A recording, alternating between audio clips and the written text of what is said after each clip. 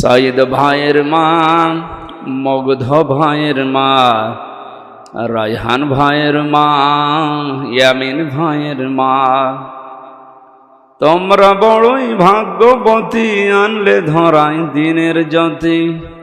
সালাম জানাই তোমায় ফেরেশতা মা, সালাম জানাই তোমায় ফেরেশতা। আলহামদুলিল্লাহ। মঞ্চে বসা ওলামা ইকরাম, সামনে বসা মুসলমান ভাইরা, পর্দার আড়ালের সম্মানিতা মা এবং বোনেরা, প্রাণপ্রিয় গাজীপুরবাসী, পাশেই কাশিমপুর কারাগার, ওখানে আমার বহু ভাইরা এখনো পর্যন্ত আছেন, তাদেরকেও সালাম জানাচ্ছি। দল মত জাতি বর্ণ ধর্ম নির্বিশেষে কোরআনের এই অনুষ্ঠানে আমরা যারা এসেছি, মুসলমানদের সংস্কৃতি এবং ঐতিহ্য এটা। অন্তর্বর্তীকালীন সরকারের প্রধান উপদেষ্টা ডক্টর মোহাম্মদ ইউনূস কয়েকদিন আগে ঘোষণা দিয়েছেন, এদেশে কোনো ধর্মীয় অনুষ্ঠানে যদি অনুমতি না লাগে, মুসলমানদের কোরআনের প্রচারে কোনো অনুমতি কোনো ফেরেশতার নেওয়ার দরকার নেই। গত পরশুদিন মনে হয় আমি পাবনাতে যাচ্ছিলাম কুষ্টিয়া থেকে, গোয়েন্দা বিভাগের প্রধান যিনি আছেন আমাকে বলছে, হুজুর কোরআনের কথা বলতে গিয়ে এই 14-15 বছর বহু বাধার সম্মুখীন হয়েছেন, এদেশে এখন মুক্তভাবে কোরআনের কথা বলবেন, কোরআন যেভাবে যেই ফোর্সে জানিয়েছে ওই ফোর্সে বলবেন, কোনো বাধা নেই। কেউ বাধা দেওয়ার কথা বললে আমারে জানাবেন, ঠ্যাং ভেঙে ফেলবেন। তো দুইটা কথা জানিয়েছে কমিটিকে জানাতে। এক নম্বরে মহিলাদের প্যান্ডেল যেন আলাদা হয়, আর ওখানে কোনো পুরুষ যেন দায়িত্ব না থাকে। 2 নম্বরে ওনাদের জন্য আলাদা অজু এবং টয়লেটের যে ব্যবস্থাগুলো ওয়ান টাইম হলেও যেন অন্তত মানুষ বুঝে 8টা 10টা 15 20টা এগুলো কমিটি করে দেয়। আপনি আগে এটাই জানিয়ে দেবেন। আপনাদের মাহফিলের মাধ্যমে সারা দেশে যেখানে তাফসির মাহফিল, ওয়াজ মাহফিল নেওয়া আছে, আমি জানিয়ে দিলাম আপনারা এই কাজগুলো করবেন। কোরআন প্রচারে, কোরআন প্রতিষ্ঠায় এখন আশা করছি সামনে আর কোনো বাধা আমাদের থাকবে না, যদিও ষড়যন্ত্র বসে নেই। গতকালকেও একটা ষড়যন্ত্র হওয়ার পায় তারা চলছিল, আমাদের ছাত্র বন্ধু যারা আছে তারা রুখে দিয়েছে। এর কয়েকদিন আগে আর একটা হয়েছিল বিচারপতি দিয়ে, সেইটাও রুখে দিয়েছে। আমার মনে হয় যাই হচ্ছে, আল্লাহ রাব্বুল আলামিন সে কাবা শরীফ ধ্বংস করতে যারা এসেছিল, সে আবাবিল পাখি দিয়ে যেমন সাহায্য করেছিলেন, পদে পদে জালেমদেরকে বিদায় দেওয়ার পরে যা হচ্ছে আল্লাহ নিজে মনে হয় হাতে করে করছেন।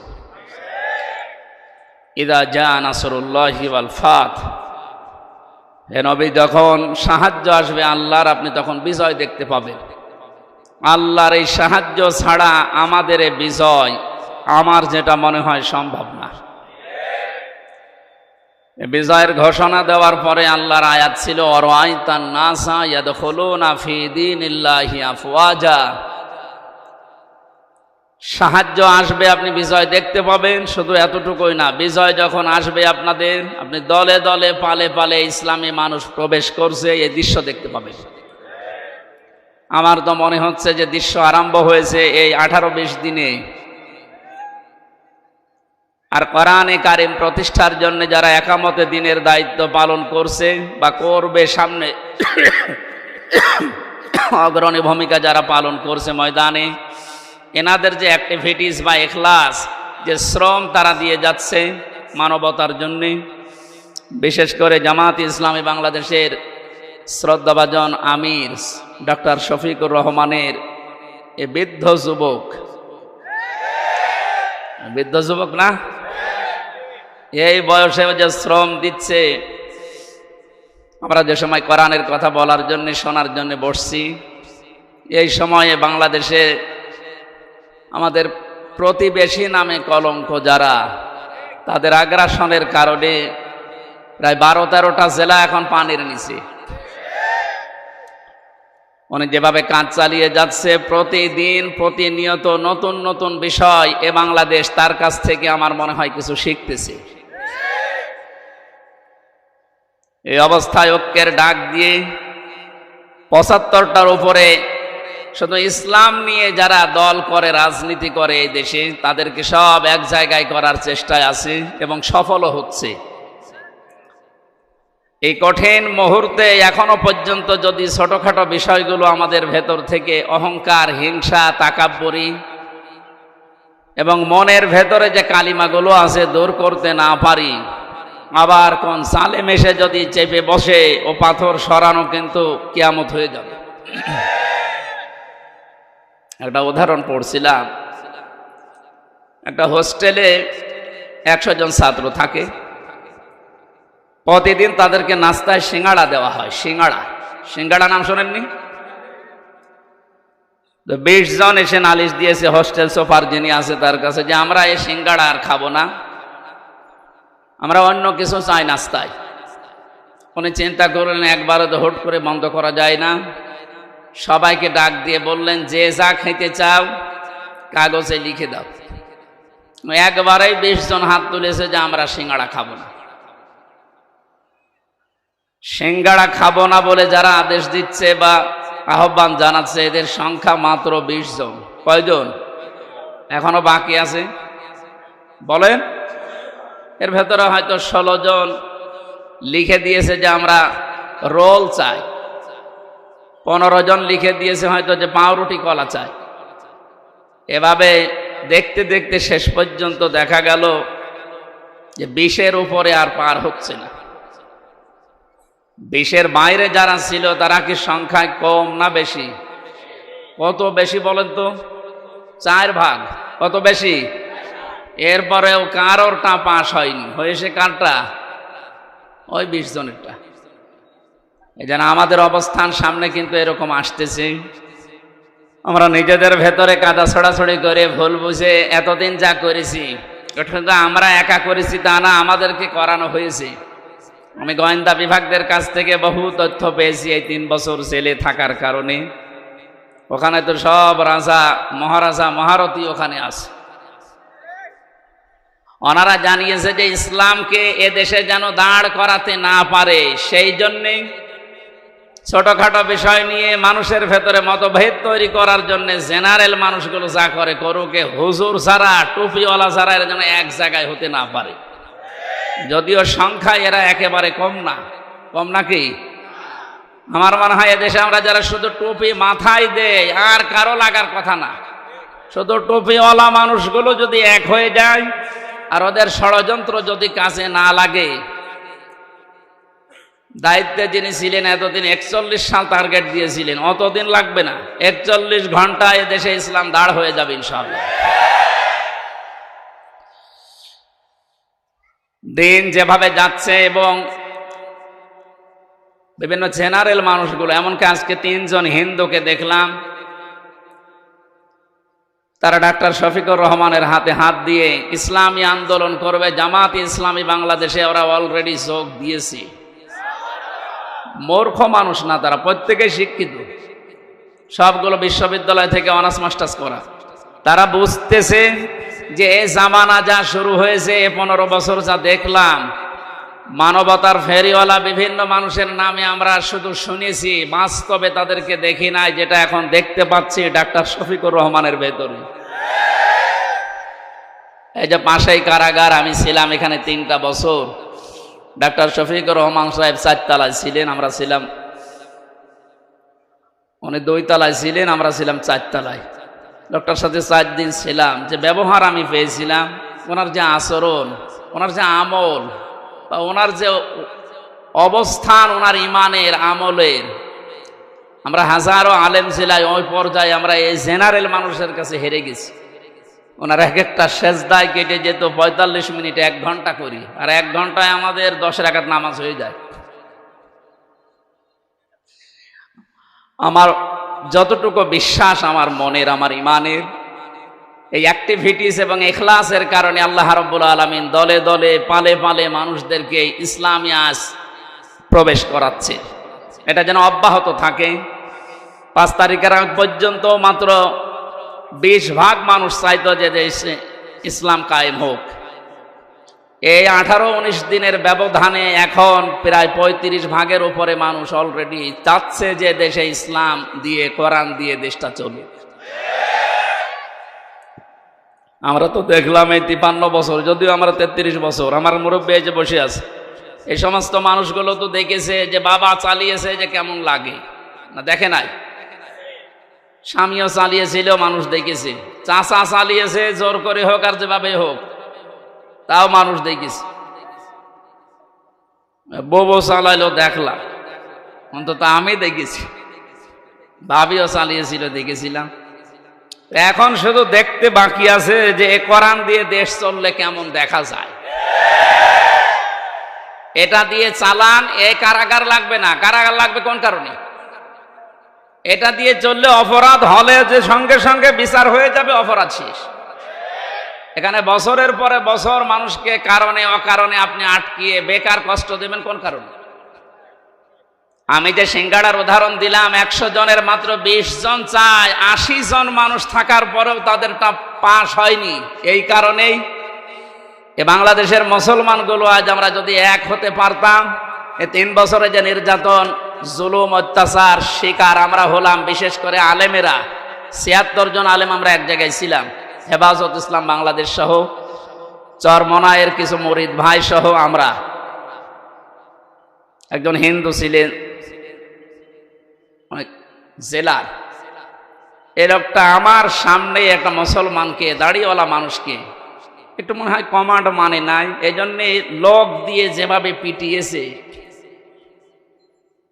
ওই সময় মনে মনে হচ্ছিল যে এদেশে 96 ভাগ মুসলমান আর মাত্র 4 ভাগ ওরা। আর কিভাবে পেটটা কোনো খুব বেশি বড় জিনিস না, মানে ছিল না। একদিন একটু হইচই হচ্ছিল, ওই বাইরে যেতে নিষেধ করেছে, উনি একটু গিয়েছে।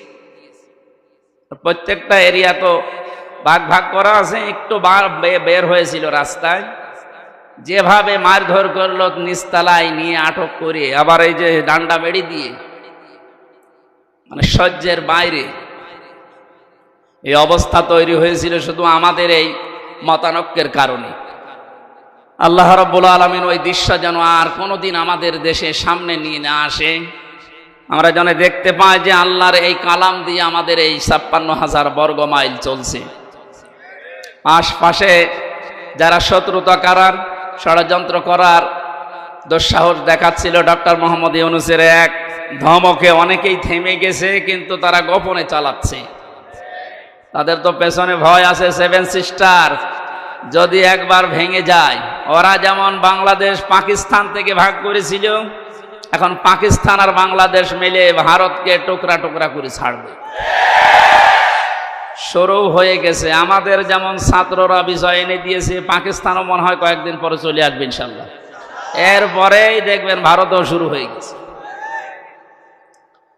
কোরআনের কথা শুনতে এসেছি, আমরা তাফসীর আকারে কথা বলবো। ওখানে লেখা আছে তাই যে আল্লাহ আমাদেরকে, কঠিন মুহূর্ত চলছে যেহেতু বাংলাদেশে, কত মানুষ পানির নিচে, কত মানুষ বিনা কারণে অকারণে এই জেলখানায় পচতেছে। আল্লাহ রাব্বুল আলামিন এই সময় আমাদেরকে কোরআনের কথা শোনার জন্য নিয়ে আসলে আমরা খুশি এবং আনন্দ চিত্তে বলছি আলহামদুলিল্লাহ।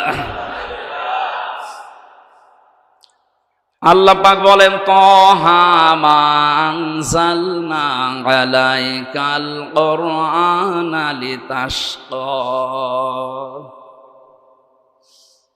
হে নবী, এ কোরআন আমি আপনাকে এই জন্যে দেইনি যে আপনি মার খাবেন। এ কোরআন এই জন্যে দেয়নি যে অন্য দেশের মানুষ আপনাকে পানি দিয়ে ডুবিয়ে মেরে ফেলবে না।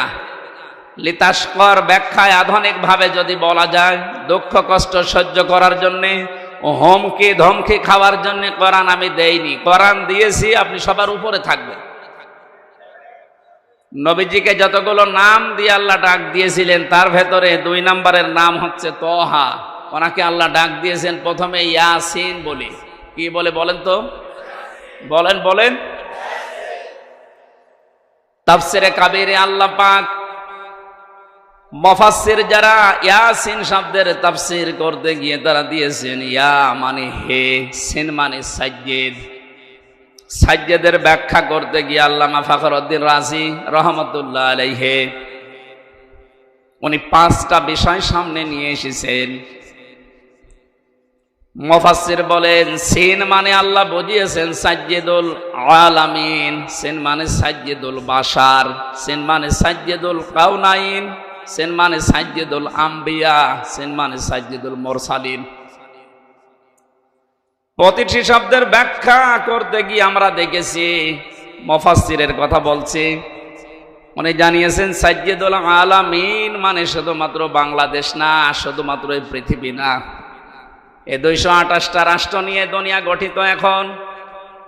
এর বাইরে যত জগৎ আল্লাহ বানিয়েছে, যত জায়গায় মানুষ যেতে পারে, যেমন চাঁদে যাচ্ছে, মঙ্গলে যাচ্ছে, যত জায়গায় যেতে পারে ওখানেও যদি কেউ বসবাস করা আরম্ভ করে, সেখানেও তাকে মুহাম্মদুর রাসূলুল্লাহকে নেতা মানা লাগবে। কারণ আল্লাহর ঘোষণা দেওয়া নেতা এই দুনিয়ায় একজনই, ইয়াসিন, হে নেতা। পৃথিবীর অন্য কাউকে আল্লাহ এ শব্দ দিয়ে ডাকেননি, হে নেতা, না, শুধুমাত্র মুহাম্মদুর রাসূলুল্লাহকে আল্লাহ ইন্ডিকেট করেছেন। সাজ্জিদুল আলামিন দিয়ে বোঝা যায় পৃথিবীর কোন জায়গা না, যে কোন গ্রহে যদি আপনি বাস করতে যান, তানাজ্জালুল আমরু বাইনাহুন্না, ওই সমস্ত জায়গায় আল্লাহর বিধিবিধান নাজিল হচ্ছে তাদের প্রয়োজনে। এই জন্য যদি মঙ্গলে যান, সেখানে যদি রাসূলুল্লাহকে নেতা মানা লাগে, তাহলে পৃথিবীর এমন কোন জায়গা আছে যেখানে বিশ্ব নবী বাদ দিয়ে অন্যের নেতৃত্ব মানা যায়? শুধুমাত্র বদ্ধ পাগল ছাড়া কোন মানুষ এই পৃথিবীর ময়দানে মুহাম্মদুর রাসূলুল্লাহ বাদ দিয়ে অন্য কাউকে নেতৃত্বে আসনে বসাতে পারে না। এই শব্দটা বারবার উচ্চারণ করছি আমি খেলা করার জন্য না। গাজীপুরবাসী খুব খেয়াল করে শোনেন, এটা দুনিয়ার সাথে যদি সম্পর্কিত হতো, আল্লাহর কসম আমি এ জায়গায় বলতাম না, এটা সম্পর্কিত আখিরাতের সাথে। আল্লাহ পাক জানিয়েছেন ময়দানে মহাশারে মানুষ যখন হাজির হবে, ওই সময়ে মানুষকে আমি বিচারের কাঠগড়ায় দাঁড় করানোর জন্য 3টি স্টেপে সাজাবো। প্রথমেই মানুষকে ডাক দেওয়া হবে আল্লাহর সামনে দল দল করে। কোরআনে কারীম জানাচ্ছে অকুল্লুহুম আতিহি ইয়াউমাল কিয়ামাতি ফারদা। সূরা মরিয়মের 95 নম্বর আয়াত। আল্লাহ পাক বলেন কিয়ামতে প্রতিটি মানুষকে আমি আল্লাহর সামনে দাঁড় করাবো স্রেফ একা একা। কয়জন করি? এদের স্বাধীন হয়ে গেল কয়েকদিন আগে, দ্বিতীয় স্বাধীনতা বলা হচ্ছে। এরপরে অনেক ভণ্ড এখনো বসে নেই এই কথাটাকে কোরআনের বিরুদ্ধে পুরা উল্টা সাজিয়ে মানুষকে এখনো ধোকা দিয়ে বোকা বানাচ্ছে। কোনো চিন্তা করবা না, চিন্তা নেইও, আমরা আছি, পার করে দেব। দুনিয়ার এই ছোট্ট জীবনে যদি অনেকে পার করতে গিয়ে ধরা খায়, কিয়ামতের ওই কঠিন ময়দানে আল্লাহ আপনাকে ডাকবে। কোন মানুষ আপনার সাথে প্রথম স্টেপে থাকবে না, স্রেফ আপনি একা সামনে দাঁড়াবেন আল্লাহর। একটু নিজের দিকে তাকিয়ে পেছনের জীবনের দিকে একটু হিসাব মিলান তো। সত্যি যদি আল্লাহ আপনাকে ডাক দিয়ে বলে পড় ইকরা কিতাবাকা কাফা বিনাফসিকা লিয়াউমা আলাইকা হাসিবা। সূরা বানী ইসরাঈলের 14 নম্বর আয়াতে আল্লাহ জানিয়েছেন এটা পড়, জান্নাতে যাবি না জাহান্নামে যাবি কারো জিজ্ঞাসা লাগবে না, তুই নিজেই যথেষ্ট। এখানে যত আসামি জেলখানায় আছে গাজীপুর কাশিমপুর সহ, প্রত্যেকটি আসামিকে আদালতে তোলার সময় বিচারক কিন্তু জিজ্ঞাসা করে তার অপরাধ সম্পর্কে, যেটা করেছেন কিনা। বিশেষ করে 164 যখন নেয়, ম্যাজিস্ট্রেট কিন্তু জিজ্ঞাসা করে যা যা বললেন আপনি এগুলো করেছেন কিনা। আল্লাহর বিচার ব্যবস্থা পুরা উল্টা। ইয়ারাফুল মুজরিমুনা বিসিমাহুম ফায়ুখাযু বিন নাওয়াসি ওয়াল আকদাম ফাবিআইয়ি আলাইহি রাব্বিকুমা তুকাযযিবান। বলেন আল্লাহু আকবার। আল্লাহ পাক বলেন কিয়ামতের দিন আমি অপরাধীকে জিজ্ঞাসা করব না যে এটা করেছিস কিনা। কিয়ামতের দিন আমি তার শরীরের ভেতরে অপরাধগুলো ফুটিয়ে তুলব। আয়াতের তাফসীরে আমি 10 প্রকার আকৃতির কথা পেয়েছি। মানুষের চুল ধরবে অপমান করার জন্যে, আর কদম মানে পা ধরবে। ফেরেশতারা এই দুইটা নিয়ে তাকে জাহান্নামে ফেলার জন্য রওনা দেবে। আল্লাহ পাক বলবেন দাঁড়া, সুম্মা ফি সিলসিলাতিন দারউহা সাবউনা দিরান ফাসলুকু। এর 70 হাত বা গজ বিশাল শিকল দিয়ে বাঁধ। এটা বাঁধা হবে এই কারণে যেন অপমানের মাত্রা আরো বেড়ে যায়। 15টা বছরের যে দৃশ্যগুলো আমি আদালতে দেখেছি, বিশেষ করে আমার 3 বছরে, সাইকুল হাদিসের সন্তান সাইকুল হাদিস এবং হাজারো আলেম, আজকে একজন মাজলুম আলেম বের হয়েছে, মুফতি জসিমউদ্দিন রহমানী। আল্লাহ পাক তাকে হায়াতে তাজ্জেবা সিহাতে কুল্লিয়া দান করেন, বলেন আমিন। এই আলেমদের জুতা টানার যোগ্যতাও যারা দায়িত্বে ছিল তাদের ছিল না। অথচ এই মানুষগুলোকে আদালতে হাজির করতে গিয়ে দেখতাম পায়ে দিয়েছে ডান্ডা বেড়ি, হাতে দিয়েছে হ্যান্ডকাপ, তাও যেটা দিলে হাত কেটে যায়। মাজায় দড়ি বেঁধে ছাগলের মতো গরুর মতো টানতে টানতে নিয়ে যেত। আর বিভিন্ন তালায় ওই জালেমদের দোসররা জালেমরা থেকে টিপ্পনি কাটতো। দেখ কি অবস্থা। আমার মনে হয় পুরা বিষয় আল্লাহ পুরাটাই পাহাড়ের মতো উল্টিয়ে দিয়েছে। এ কালামানিকের যে অবস্থা, ওর নাকি শুনলাম অন্ডকোষ উড়িয়ে গেছে।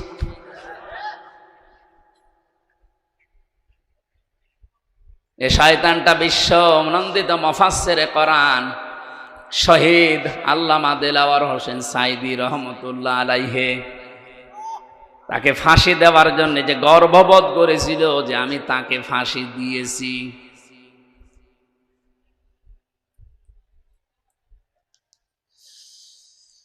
গাজীপুরবাসী, আমার তো মনে হচ্ছে এখন যে জালেমগুলোর ওপরে মানুষের ক্ষোভ, রাগ এবং বাস্তবতা যেটা দেখা যাচ্ছে, কেউ ডিম ছুঁড়ে মারছে, কেউ পানি মারছে, কেউ কেল ঘুষিত ফিরিয়ে আসে। এগুলো সব আমার যতটুকু ধারণা নবীর ওই হাদিস অনুযায়ী এটা আলেমদের বরদোয়ার ফল। বিশ্ব নবী জানিয়েছেন ইত্তাকি দাওয়াতাল মাজলুম। পৃথিবীর মানুষেরা সাবধান, তুমি আর চাই করো না কেন মাজলুমের বরদোয়া থেকে নিজেকে বেশি বাঁচিয়ে রাখবা, কারণ এটা একটা কঠিন বিষয়। ফাইন্নাহা লাইসা বাইনাহু ওয়া বাইনাল্লাহি হিজাব। মাজলুম যদি বরদোয়া করে আর আল্লাহর মাঝে কোনো পর্দা, কোনো ফারাক থাকে না, সঙ্গে সঙ্গে কবুল হয়ে যায়। আমার মাথায় দড়ি দিয়ে যখন নিয়ে গিয়েছিল প্রথমে, এত অসহায় মনে হচ্ছিল নিজের কাছে যে আল্লাহ আমি কি করেছি। পায়ে দিয়েছে ডান্ডা বেড়ি, হাতের ভেতরে এখানকাপ, মাজার ভেতরে সে এত মোটা মোটা দড়ি। 2-3 জন 4 জন পুলিশ হাত ধরে রাখে, আর একজন টানতেছে, মাঝে গরু টেনে নিয়ে যাচ্ছে। দুনিয়ায় যদি আল্লাহ এটা উল্টিয়ে দেখাতে পারে, আখিরাতের বিচার তো আলাদা। এই জন্য কিয়ামতে আপনি একা দাঁড়াবেন, কোনো সাক্ষী লাগবে না। আপনার শরীরের ভেতরে ওই বিষয়গুলো আল্লাহ ফুটিয়ে তুলবে। ফাম্মা মান উতিয়া কিতাবাহু বিয়ামিনি। আমল নামা যদি আল্লাহ হাতে দিয়ে বলে পড়, ডান হাতে যারা পাবে ফায়াকুলু হাউ মকরাউ কিতাবিয়া, নিজে আনন্দ পাবে আর মানুষকে বলবে দেখো কি সুন্দর রেজাল্ট আমি পেয়েছি। বাংলার মানুষেরা, পাশে যেহেতু কারাগার, হাজারো মানুষ এখন যারা আছে, আমি যেহেতু নিজের বাস্তবতা বলছি, হাজার হাজার মানুষ এই জেলখানায় তো প্রায় এক জায়গায় 10,000 আছে, এখন মনে হয় আরো বেশি। এ মানুষগুলো এই মাগরিবের পরে, এশার পরে এদের অনুশোচনা শুরু হয়। সবাইকে উদ্দেশ্য করে বলছি, আমরা যে যা করছি দুনিয়াতে, কিয়ামতের ময়দানে বইটা হাতে দেওয়ার পরে পড়তে পারবেন তো? এজন্য নিজের ব্যক্তিগত জীবনকে আগে সংশোধন করা আরম্ভ করেন। আমি নিজের থেকে এখন শুরু করব। আমি যদি সত্যি এখনই মারা যায়, আমার এই 33 বছরের যে রেকর্ড আল্লাহ আমাকে দেখাবে, আমি যেন সম্মুখে পড়তে পারি, এরকম কাজ এখন থেকে আরম্ভ করব। জীবনের আসল সফলতায় তো ওইটা, ফামাং সুহসিহানিন নারি ওয়া উদখিলাল জান্নাতা ফাকাদ ফাজ। আল্লাহ পাক বলেন, ওই লোকটার জীবন তো সফল যাকে আস্তে আস্তে জাহান্নামের কাজগুলো ছেড়ে দেওয়ায় আর জান্নাতের কাজের দিকে আমি আল্লাহ তাকে এগিয়ে দেই। সুতরাং এমন আমল, এমন কাজ, এমন বই আমি তৈরি করতে চাই যেটা কোটি কোটি মানুষের সামনে আমি মানুষকে পড়ে শোনাতে পারবো। বলেন আমিন। কিয়ামতে যেহেতু সর্বপ্রথম আল্লাহ বিচার ব্যবস্থায় আপনাকে আমাকে একা ডাকবে, স্রেফ কেউ থাকবে না। সূরা মরিয়মের এই 95 নম্বর আয়াত অনুযায়ী যদি এখনো কেউ ধোকায় পড়ে থাকেন যে না আমার বাবা আছে বাঁচাবে, এই আয়াত অনুযায়ী এটা পুরা মিথ্যা আশ্বাস। কথা বলেন না কেন? কেউ থাকবে না পাশে, আপনি স্রেফ একা থাকবেন।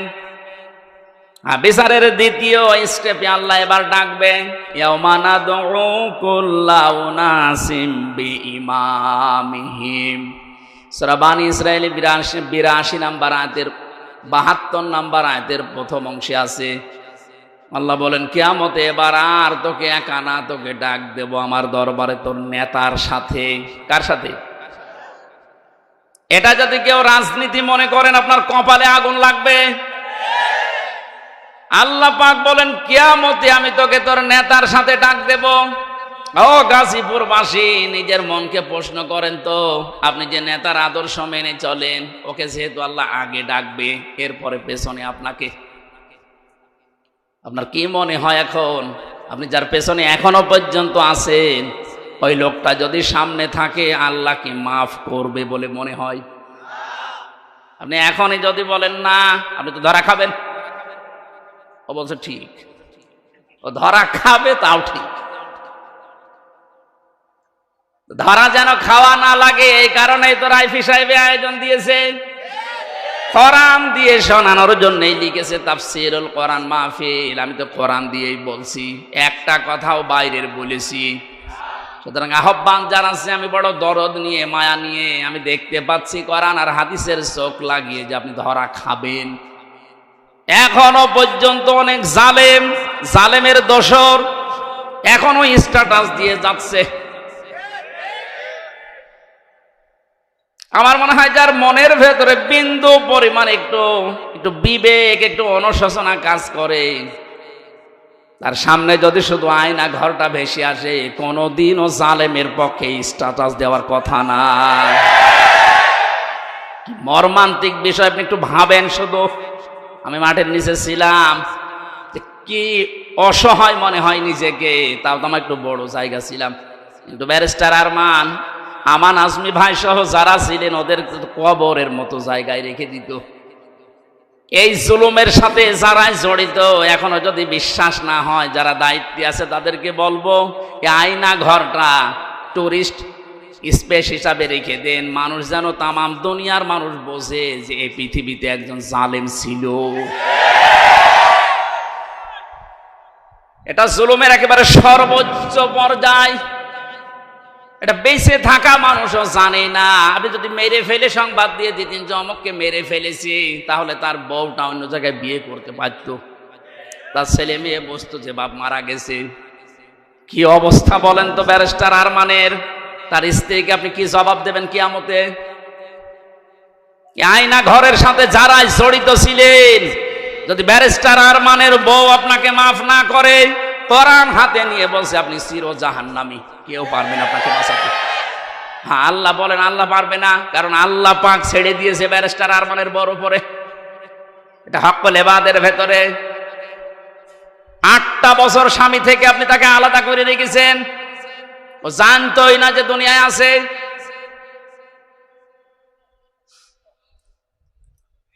আমি কয়দিন থেকে আমার অবস্থা হালচাল শেষ হয়ে গেছে, আর সে 8টা বছর। এরপরও যদি কোনো মানুষ জালেমের পক্ষে কথা বলে, কি বলেন তো বলে, বিবেক কি বলে তার? আপনার বিবেক বলে কিছু আছে? আর নেই। আমি তো বাস্তব কথা বলছি, আপনি কিন্তু ধরা খাবেন আমি দেখতে পাচ্ছি। এখনো আদর্শ ঠিক করেন। বহু মানুষকে দেখলাম কিচ্ছু হয়নি, এখন যেহেতু বাঁধ গিয়ে আসে শুধু এইটা দিয়ে চললে কেমন দেখা যায়। চর্মচোখে আল্লাহ তুমি আমাদেরকে অন্তত তাড়াতাড়ি দেখার তৌফিক দাও যে কোরআন দিয়ে দেশটা চলছে।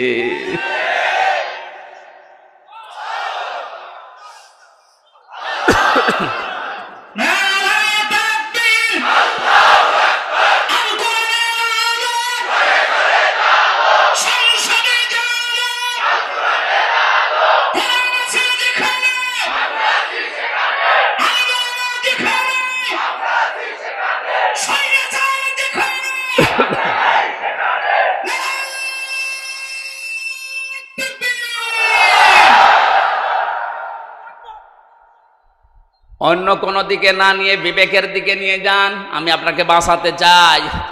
সত্যি আমরা কিন্তু ধরা খেয়ে যাব যাদের আদর্শ ঠিক নেই। এই মুহূর্ত থেকে আমি আশা করছি পাল্টাবেন। 2 নম্বরের ব্যাখ্যায় পেয়েছি, আল্লাহর নবী জানিয়েছেন আমাকে আল্লাহ ইয়াসিন বলে ডাক দেওয়ার কারণে, এই সিন মানে সাইয়্যিদুল আলামিনের পরে সিন মানে সাইয়্যিদুল বাশার। সিন মানে কি? বাশার মানে মানুষ, মানুষ পদবাচ্যে যারা বিবেচিত, এ কথা যারা। সুবহানাল্লাহ আলহামদুলিল্লাহ লা ইলাহা ইল্লাল্লাহ, সুবহানাল্লাহ আলহামদুলিল্লাহ লা ইলাহা ইল্লাল্লাহ, লা ইলাহা ইল্লাল্লাহ মুহাম্মাদুর রাসূলুল্লাহ। এজন্য মানুষ আমরা যারা দাবি করছি, এখনই সিদ্ধান্ত পাল্টিয়ে যান যদি এর আগে ভুল করেও থাকেন, যে আমি এখন থেকে যতদিন আছি মুহাম্মাদুর রাসূলুল্লাহ ছাড়া কাউকে আদর্শ মানি না, মানব না। সাইয়্যিদুল কাওনাইন শুধু এই জগতে না, আমার আরেকটা জগৎ আছে, ওখানেও লাগবে তাকে। কিয়ামতে সুপারিশ করার জন্য আল্লাহ সর্বপ্রথম যাকে অনুমতি দেবেন তিনি আমাদের নেতা মুহাম্মাদুর রাসূলুল্লাহ, যার অনুমতি ছাড়া আল্লাহর বানানো জান্নাতে যাওয়া যাবে না। এখনই তাকে ঠিক করে তারপরে মরেন। তিনি শুধু সাধারণ মানুষের না, সাইয়্যিদুল আম্বিয়া, নবীদেরও নেতা ছিলেন। শুধু নবী না, সাইয়্যিদুল মুরসালিন, রাসূলদেরও তিনি আদর্শ ছিলেন, নেতা ছিলেন। আল্লাহ পাক তাকে প্রথমে এই নামে ডাক দিয়েছেন, ইয়াসিন। 2 নম্বরেই বলেন তোহা, এটা নবীজির নাম। রাসূলুল্লাহকে আল্লাহ সম্বোধন করেন মান সালনা আলাইকাল কুরআনা লিতাশকা। হে নবী, আপনাকে আমি কোরআনটা এই জন্য দেইনি যে আপনি অপমান হয়ে থাকবেন, অপদস্থ হবেন, না খেয়ে থাকবেন, বন্যার পানিতে ডুবেই মরে যাবেন না। কোরআন দিয়েছি এগুলো সব মোকাবেলা করার জন্যে। জোরে বলেন সুবহানাল্লাহ। এটা মোকাবেলা করার জন্য যদি কোরআন দিয়ে থাকেন, তাহলে কোরআনকে ওই পর্যায়ে নিয়ে যাওয়া লাগবে যেখানে কোরআন গেলে চিন্তা থাকে না, দুঃখ থাকে না। ওয়ালা তাহিনু ওয়ালা তাহজানু ফামান তাবিআ হুদায়া ফালা খাউফুন আলাইহিম ওয়ালা হুম ইয়াহজানুন। আমার পাঠানো হেদায়েত যদি অনুসরণ করতে পারো, অনুসরণ করা যায় যেখানে গেলে ওই জায়গায় যদি নিয়ে যেতে পারো। প্রশ্ন আসতে পারো, অনুসরণ তো করি। হ্যাঁ, আজ আমাদের অনেকের ঘরে ঘরে কোরআন শরীফ আছে, কিন্তু যেখানে থাকা দরকার ওই জায়গায় না থাকার কারণে আজ হাজারো মানুষ জায়েজ জিনিস জায়েজ জানার পরও মানতে পারছি না। যেখানে গেলে জায়েজটা জায়েজ ভাবে মানা যায়, আর হারামটা হারাম জানার পরে ছেড়ে দেওয়া যায়, এই জায়গায় কোরআনকে পৌঁছিয়ে দেওয়ার দায়িত্ব এখন আমাদের। আর সে সময় এবং সুযোগ আমাদের সামনে ইনশাল্লাহ আসতেছে। এরপরও যদি আপনি ভুল করে ফেলেন, আমার মনে হয় বারবার আল্লাহ সুযোগ দেবে না। কথা বলেন না কেন? মান ক্বারাআল কুরআনা ফাস্তাযহারাহু, যে ব্যক্তি কোরআন পড়ে এবং কোরআনকে দাঁড় করানোর জন্য স্পষ্ট এজহার মানে বিজয় করা। এজহার মানে কি? কোরআনকে বিজয় করার জন্য যারা চেষ্টা চালায়, ফাহাল্লা হালালাহু ওয়া হারামা হারামাহু, এর হালালকে হালাল জেনে আঁকড়িয়ে ধরে, হারামকে হারাম জেনে ছেড়ে দেয়, আদখালাহুল্লাহুল জান্নাহ, হে নবী আপনি বলেন আল্লাহ পাক তাকে জান্নাতে দিয়ে দিয়েছে। জান্নাতে দেবে না, জান্নাতে দিয়ে দিয়েছে। সুতরাং এমন একটা দেশ এখন কোরআনে কারিম দিয়ে গঠন করা দরকার, যেখানে বসবাস করলে জান্নাতে যাওয়ার গ্যারান্টি পাওয়া যায়। হজ করতে যারা যান, এই যে মানুষগুলোকে আমি দেখেছি 16 সালে কি নিয়ে আসে মানুষ ওখান থেকে। আসার সময় হয় তসবিহ নেয়, পাথর নেয়, জায়নামাজ নেয়, আতর নেয়, আর বাকি কিছু কিছু জিনিস নিয়ে আসে, স্বর্ণ। ওখান থেকে নিয়ে আসার কথা ছিল কি, আরাফাতের ময়দানে অবস্থান করে যখন আবার আসতেছেন 9 তারিখে, মুজদালিফার যে ময়দানটা আছে, লক্ষ লক্ষ নারী পুরুষ খোলা আকাশের নিচে, কোনো অভিভাবক লাগবে না, একা একা শুয়ে আছে, পাশে যুবতী মেয়ে আছে। কোনোদিন কারো আজ পর্যন্ত সাহস হয়নি যে একটু তাকায়। কথা বলে না কেন? যেমন তেমন মেয়ে লোক না, বিশ্ব সুন্দরী যারা, তারাও শুয়ে আছে। এ কঠিন পরিস্থিতিতে যদি কোনো মানুষ আজ পর্যন্ত এটা প্রমাণ করতে না পারে যে এখান থেকে 5টা মেয়ে হাইজ্যাক হয়ে গেছে, শুনেছেন কোনোদিন? 5টা মেয়ে সম্ভ্রম হারিয়ে ফেলেছে, শুনেছেন কোনোদিন? 5টা ধর্ষণের শিকার হয়েছে, শুনেছেন?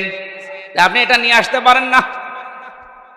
কোরআনের নিয়মটা থাকার কারণে যদি খোলা আকাশের নিচে মরুভূমির ভেতরে এত বড় একটা নিরাপত্তা গ্যারান্টি পাওয়া যায়, 56,000 বর্গ মাইল যদি এইটা দিয়ে চলে, পুরাটাই আমার মনে হয় আল্লাহ মুজদালিফার মতো নিরাপত্তা দিয়ে দেবে।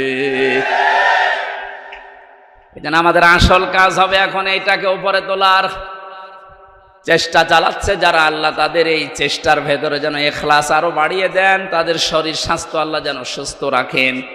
সবাই বলেন আমিন।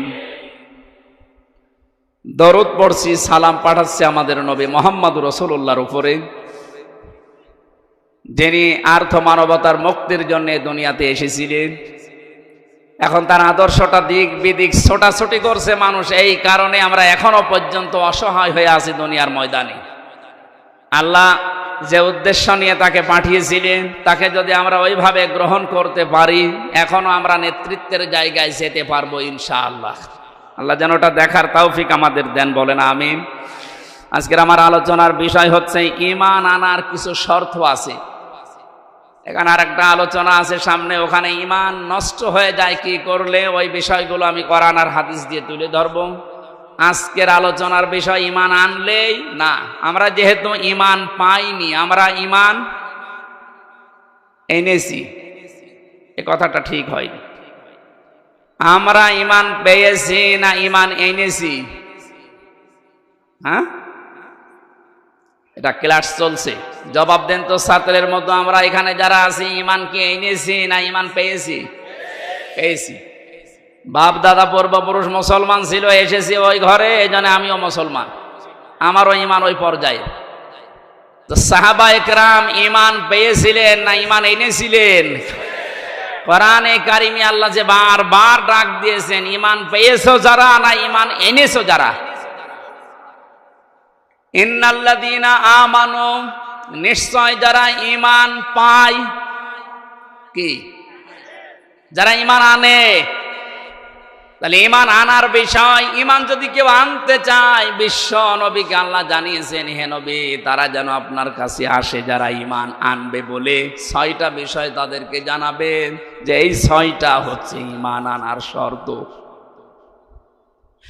সূরা মুমতাহিনার 12 নম্বর আয়াতে আল্লাহ এই দলিলগুলো দিয়েছেন।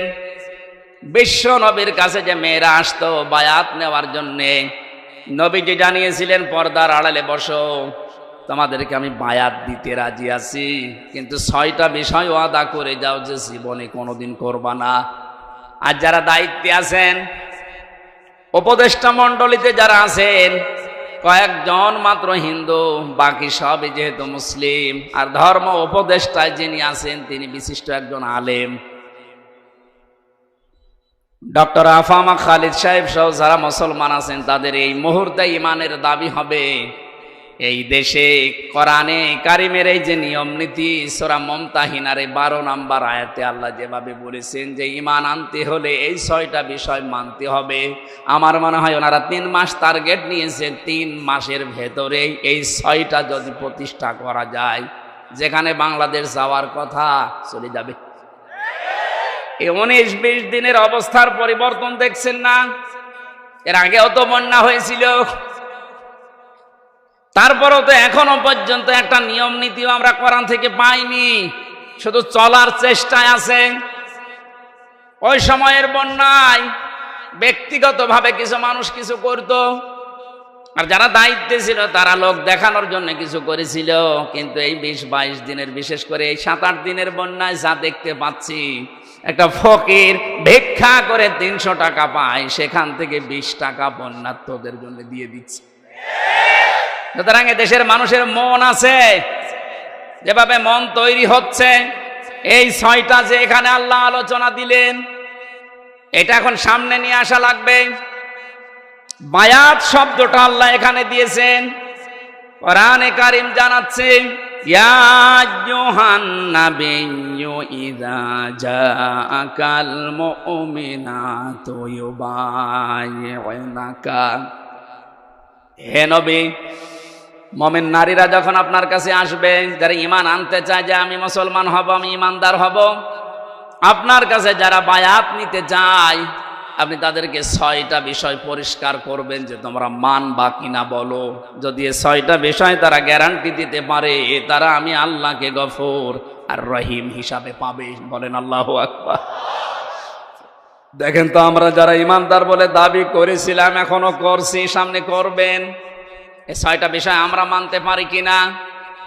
1 নম্বরে আল্লাহ ঘোষণা দিয়েছেন আলা আল্লাহ ইউশরিকনা বিল্লাহি শাইআ।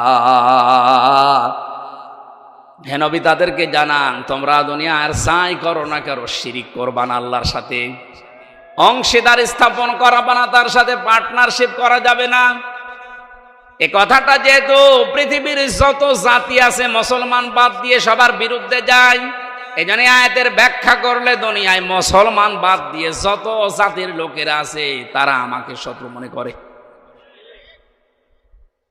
এটা আল্লাহর সাথে পার্টনারশিপ করা, শিরিক করা, এটা শুধুমাত্র মুশরিকরা করেছে তা না, দুনিয়ায় যত জাতি আছে সব আল্লাহর সাথে শরীক করে ফেলেছে। সেটা ইহুদি হোক, খ্রিস্টান হোক, বৌদ্ধ হোক, মুশরিক হোক, কথা বলে না কেন? নবীর ঘোষণা ছিল, আল্লাহ পাক জানিয়েছেন আপনার কাছে যারা আসবে তারা যেন শিরিক না করে, এইটার গ্যারান্টি দিতে বলেন। আমরা এই শিরকুন শব্দের ব্যাখ্যা পড়েছি, শিন র কাফ। শিরিক প্রধানত 4 প্রকার হয়: শিরিক বিজাত, শিরিক বিসিফাত, শিরিক বিল ইখতিয়ারা, শিরিক বিল হুকুক। তাফসীরের ভাষায় আমরা ভাগ করে করে দেখেছি, এক একটা 4 ভাগ করে হয়, 4 4 16 ভাগ। এরপরে ওইটা আবার 4 ভাগ করা যায়।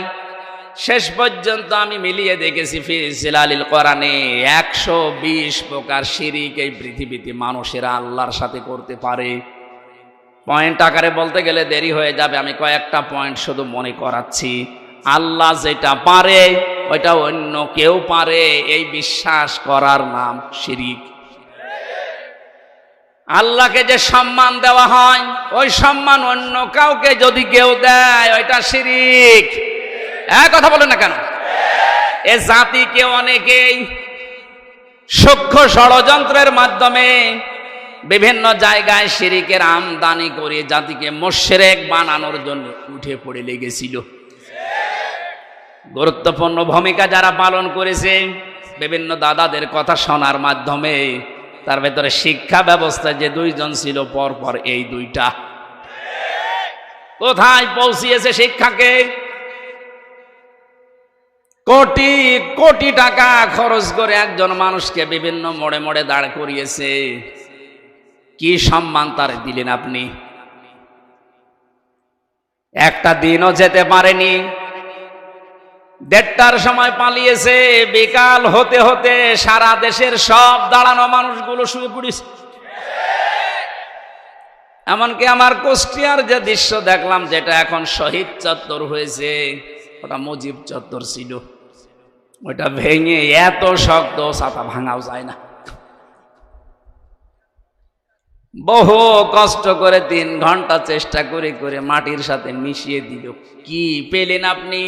এই যে কোটি কোটি টাকাগুলো, ওগুলো যদি এখন থাকতো, অন্তত ওই টাকা এখন বন্যার্থদের ভেতরে দেওয়া যেত। আর আমার তো কোরআন হাদিস পড়ার পরে ধারণা যা, ওই মূর্তি বানানোর টাকাগুলো যদি আমরা আজ বন্যার্থ এই মানুষদের কাছে দিতে পারতাম, বঙ্গবন্ধুর কবরে মহান আল্লাহ আরো শান্তি বৃদ্ধি করে দিত। ইসলাম না জানার কারণে আর পাশে যে দালালগুলো ছিল, তারা এদেরকে সঠিকভাবে না বোঝানোর কারণে, বিভিন্ন চাপ থাকার কারণে মানুষগুলো শিরিক করেছে, আমাদেরকেও করাতে বাধ্য করেছে। এখন থেকে যেহেতু চাপ নেই, শিরিক এটা মুক্ত হওয়া লাগবে জীবন থেকে। ছোটখাটো অপরাধ যদি হয়, আল্লাহ গফর আর গফফার নামের খাতিরে মাফ করবে আশা করা যায়, কিন্তু শিরিক করলে আল্লাহ মাফ করবে না, বারবার ঘোষণা দিচ্ছেন। গাজীপুরবাসী সহ যারা আছে, এ কথাটা গ্যারান্টি আজকে দেওয়া লাগবে যে আগুনে যদি পুড়িয়ে ফেলেন, যদি টুকরা টুকরা করে ফেলেন, ওই ঝিনাইদহ এমপির মতো করেন, ঝিনাইদহ এমপিকে হিরণ নামে তার পিটিয়ে মেরে উলঙ্গ করে 4 রাস্তার মোড়ে টাঙিয়ে দিকে থাক, এরকমও যদি আপনাকে করে দুনিয়ায়, জেলখানায় মাওলানা মুফতি জসিমউদ্দিন রহমানের মতো 11-12 বছর না, বিশ্বানন্দিত মুফাসসিরের 13 বছরের মতো না, 100 বছরও যদি আপনাকে রেখে দেয়, কোনোদিন আমি শিরিক করব না, এটার গ্যারান্টি নিয়ে মারা যেতে পারলে আপনি জান্নাতি। শিরিকের গোনা বাদ দিয়ে বাকি গোনা আল্লাহ মাফ করবে বলে ঘোষণা দিয়েছেন। এই শব্দটার সাথে সন্তানদেরকে পরিচয় করার কারণে একজন কালো মানুষ, দুনিয়ায় 3 জন কালো মানুষের নাম পেয়েছি আমি তাফসিরে। হযরত ওমরের খাদেম একজন, মাহাজা রাদিয়াল্লাহু তাআলা আনহু, আরেকজন এই যে যার নাম আল্লাহ কোরআনে দিয়েছেন, তার নামে লোকমান। 3 নম্বর হযরতে বেলাল। এত কালো ছিল এদের চেহারাগুলো, তাদের বর্ণনা পড়েছি তাফসিরে। ঠোঁটগুলো ছিল একেবারে ওই আফ্রিকার মতো ঝোলা মানুষের মতো চেহারা, কালো, এত কালো, হাড়ির তলা কি কালো, তার চাইতে কালো চেহারার যে বর্ণনা বলছি, এটা কি একবার দেখলে আর একবার দেখতে মন চাইবে বলেন? অথচ সে মানুষকে আল্লাহ চিরন্তন করে দিয়েছে কোরআনে, 4 পৃষ্ঠার একটা সূরা দিয়েছে, তার নামে সূরা লোকমান। তিনি কি করেছিলেন এত দুনিয়ায়? তার পুরা জীবনে আমি পড়ে দেখেছি, সর্বপ্রথম তার কাজ ছিল তার সন্তানকে তিনি ডাক দিয়ে এই শিরিকের বিষয়ে আল্লাহর সাথে পরিচয় করিয়েছিলেন। وَإِذْ قَالَ لُقْمَانُ لِابْنِهِ وَهُوَ يَعِظُهُ يَا بُنَيَّ لَا تُشْرِكْ بِاللَّهِ إِنَّ الشِّرْكَ لَظُلْمٌ عَظِيمٌ। স্মরণ করো ওই সময়ের কথা যখন হযরত লোকমান তার আদরের সন্তানকে ডাক দিয়ে বলেছিলেন, হে আমার আদরের সন্তান, তুমি কখনো আল্লাহর সাথে শিরিক করবা না, শিরিক হচ্ছে বড় জুলুম। বাংলার মুসলমানেরা, আমাদেরও এখন উচিত হবে আমাদের আদরের ছেলে মেয়েদেরকে হযরত লোকমানের মতো যদি আল্লাহর সাথে শিরিকের এই বিষয়গুলো 120 প্রকার আছে, এ পয়েন্ট আকারে ধরে ধরে তাদেরকে যদি বোঝাতে পারেন, আপনাকেও আল্লাহ লোকমানের মতো চিরন্তন করে দেবেন। এইটাকে বাইপাস করে আমার সন্তানকে মুশরিক বানানোর জন্য যারা উঠে পড়ে লেগেছিল, আল্লাহ এখন নিজে তাদের শাস্তি দিচ্ছে। কারণ আল্লাহ সব সহ্য করে, শিরিক সহ্য করে না। এই জন্য পৃথিবীতে মুশরিকদের কোনো উন্নতি হয় না, কারণ ওদের প্রতি আল্লাহ নিজে লানত দিয়েছেন। সূরা জুমারে আছে, এত কঠিন কঠিন কথা শিরিকের বিরুদ্ধে আল্লাহ কোরআনে দিয়েছেন। শিরিক করা মানুষের জন্য আল্লাহর বানানো জান্নাত হারাম, এমনকি তাদের কোনো সাহায্যকারীও থাকবে না। এই জন্য বাংলার মুসলমানের এই বিষয়টা খুব সতর্ক হওয়া লাগবে। আর যাই করি জীবনে যেন আমরা শিরিক না করি। শিরিকগুলো এখন একটা একটা করে পয়েন্ট আকারে বললে অনেক সময় লাগবে, আমি শেষ করছি। আপনারা একটু তাফসিরে ইবনে কাসির এই আয়াতে পাওয়া যায় শিরিক, এর ব্যাখ্যা দেওয়া আছে আর ফি জিলালিল কোরআন। 2 নম্বরে চুরি করবেন না, ওয়ালা ইয়াসরিকনা, চুরি করা যাবে না।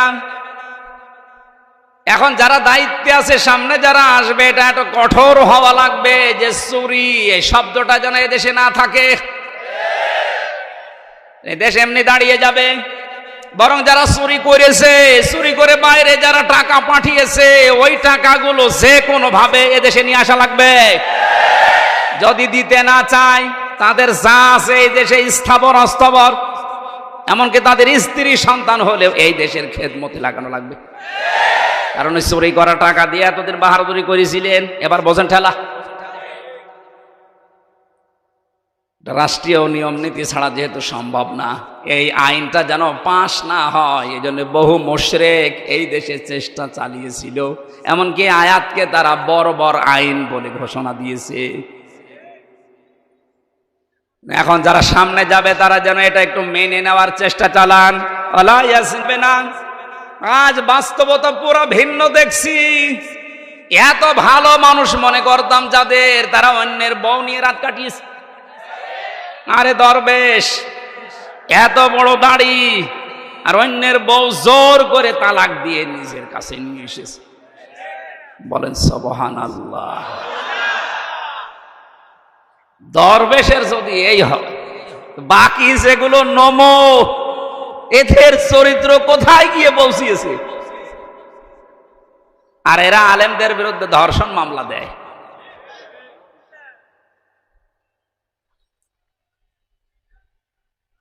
বিচার ব্যবস্থাটাকে, আইনকে একেবারে বাংলাদেশ থেকে একেবারে শেষ করে দিয়েছে যে লোকটা দায়িত্বে ছিল। এটা যেহেতু শুরু হয় নিজের কাছ থেকে, একেবারে অন্তর থেকে, যারা আমরা এখানে আছি জীবনে যাই করি, জেনা এটা খুব খুব মারাত্মক বিষয়। আলা তাকরাবুজ জিনা, জিনা করা দূরের কথা, ওর ধারে কাছেও যাওয়া যাবে না। ওটা দিয়ে যেটা আরম্ভ হয়, যে মাধ্যমগুলো দিয়ে, ওই মাধ্যমগুলো এখন কন্ট্রোল করা দরকার। যে সমস্ত বিষয়গুলো উন্মুক্ত আছে, এগুলো কন্ট্রোলে নিয়ে আসা দরকার। বিশেষ করে যিনি দায়িত্বে আছে, এখন মনে হয় নাহিদ ইসলাম আছে না, উনি যেন আরো শক্ত হন। কারণ মানুষের চরিত্রই যদি না থাকে তো কি আছে বলেন। এরপরে আল্লাহ জানিয়েছিলেন সন্তান হত্যা করা যাবে না, অপবাদ দেওয়া যাবে না। এর ভেতরে 3টা পয়েন্ট আমি তাফসীর থেকে পেয়েছিলাম। শেষ করবো না চলাবো? হ্যাঁ,